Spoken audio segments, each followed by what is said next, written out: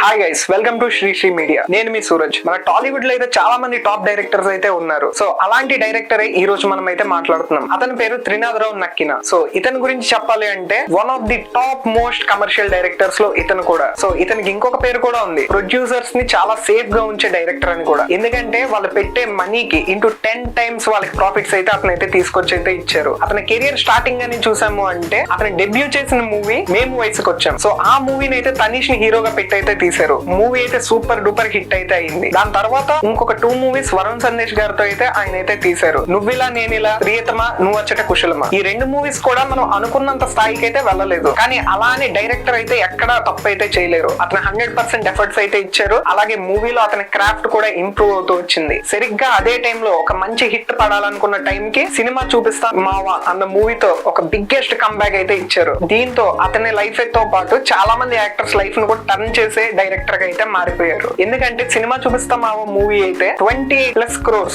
2014 లోనే కలెక్ట్ చేసింది. సో ఇది ఒక ఆల్ టైమ్ రికార్డ్ లాగా అన్నట్టుగా అయితే జరిగింది. ఎందుకంటే రాజ్ తరుణ్ ఒక టైర్ 2 యాక్టర్, ఒక టైర్ 2 టైర్ 3 ఉన్న రేంజ్ తోనే అంత అమౌంట్ పుల్ ఆఫ్ చేశారు అంటే గ్యారంటీగా ఒక సూపర్ డైరెక్షన్ స్కిల్స్ ఉంటేనే సాధ్యం. సినిమా చూపిస్తా మావా మూవీని అయితే దిల్ రాజు గారే కొని డిస్ట్రిబ్యూషన్ కూడా చేశారు. సో ఇదే టైంలో నాని గారితో మూవీ కూడా సెట్ అయితే అయింది. అదే దిల్ రాజు గారి బ్యానర్ లో మనకి నేను లోకల్ మూవీ అయితే సెట్ అయిపోయింది. సో ఈ movie one of the biggest commercial hits. నానికి ఒక హ్యాట్రిక్ హిట్ మూవీ కూడా అయింది నాని ఆ టైంలో. 2017 లోనే all time block buster commercial entertainer. ఎన్ని ట్యాగ్స్ చెప్పినా కూడా తక్కువే. సో మూవీ అయితే చాలా చాలా బాగుంటుంది. సో అలా అని డైరెక్టర్ అయితే కంప్లీట్ గా మాస్ అలాగే కంప్లీట్ కమర్షియల్ వెళ్ళిపోకుండా అతని క్లాసిక్ టచ్ తో తన నెక్స్ట్ మూవీ హలో గురు ప్రేమ కోసంతో అయితే వచ్చారు. సో ఈ మూవీ అయితే హీరో రామ్ ని ఒక మంచి చాక్లెట్ బాయ్ అలాగే మంచి energetic role, at the same time ఒక మంచి లవర్ బాయ్ లా కూడా చూపించారు. అలాగే మూవీలో మంచి సాంగ్స్ ఉంటాయి, మంచి డైరెక్షన్ ఉంటుంది, ఎంగేజింగ్ స్క్రీన్ ప్లే తో పాటు మన అందరికి ఒక మంచి మెమరబుల్ మూవీగా అయితే మనకైతే ఉండిపోయింది. ఇదే టైంలో సరిగ్గా మాస్ మహారాజా అయితే వరుసగా అన్ని ఫ్లాపుల్లో అయితే ఉన్నారు. అలాంటి మాస్ మహారాజాని 100 crore క్లబ్ లోకి డైరెక్ట్ గా తీసుకెళ్లిపోయారు మన డైరెక్టర్. ఆ మూవీయే Dhamaka, one of the biggest super hit అలాగే మ్యూజికల్ హిట్స్ కూడా.